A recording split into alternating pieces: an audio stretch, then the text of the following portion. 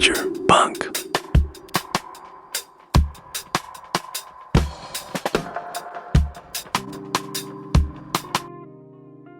The 1980s.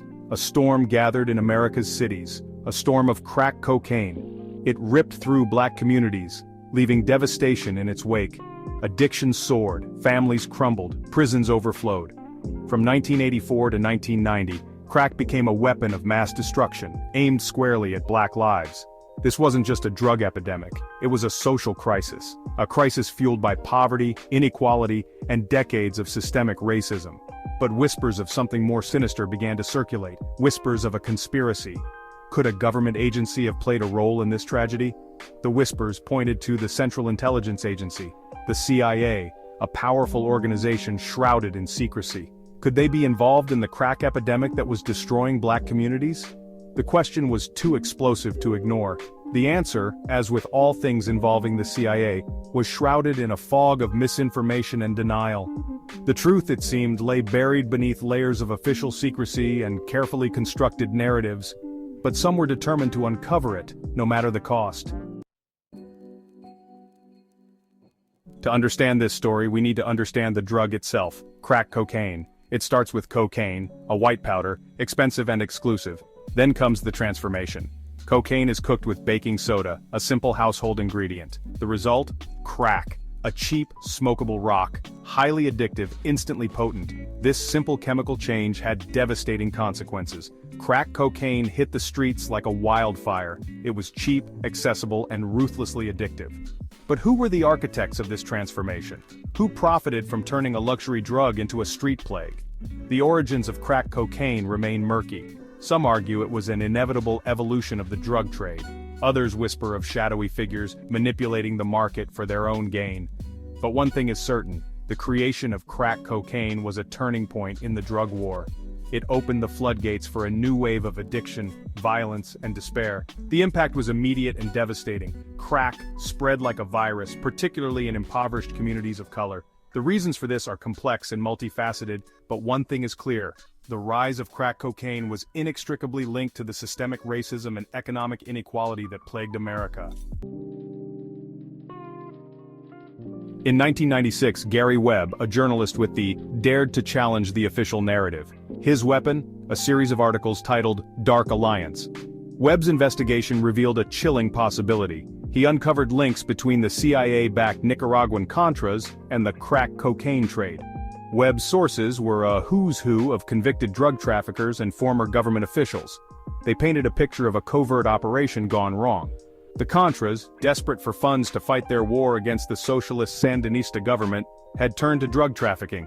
And the CIA, Webb alleged, had turned a blind eye. The Dark Alliance series sent shockwaves through the nation. Could it be true? Had the US government been complicit in the destruction of black communities? Webb presented a compelling case, backed by documents and eyewitness accounts. The media establishment, however, was quick to discredit Webb's work.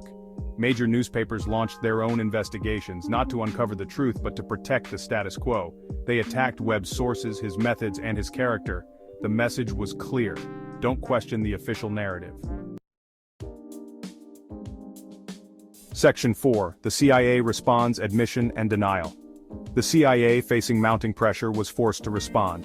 In 1998, they released a report by their Inspector General.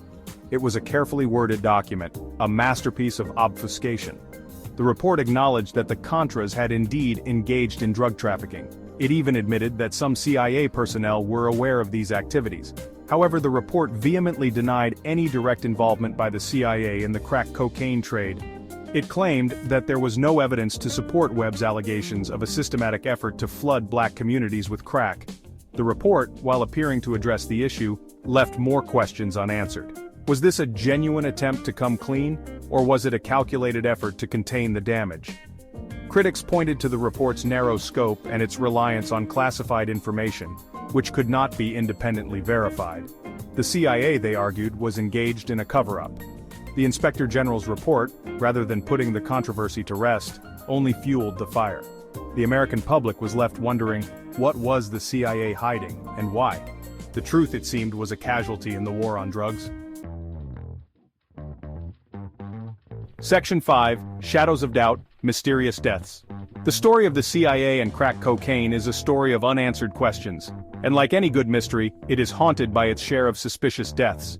Gary Webb, the journalist who dared to expose the Dark Alliance, met a tragic end in 2004. He was found dead in his home, 2 gunshot wounds to the head. The official ruling? Suicide. But many found it hard to believe that the tenacious reporter who had withstood years of attacks and professional ostracism would take his own life. Webb's death, ruled a suicide under questionable circumstances, only deepened the mystery. Webb was not the only one to die under mysterious circumstances.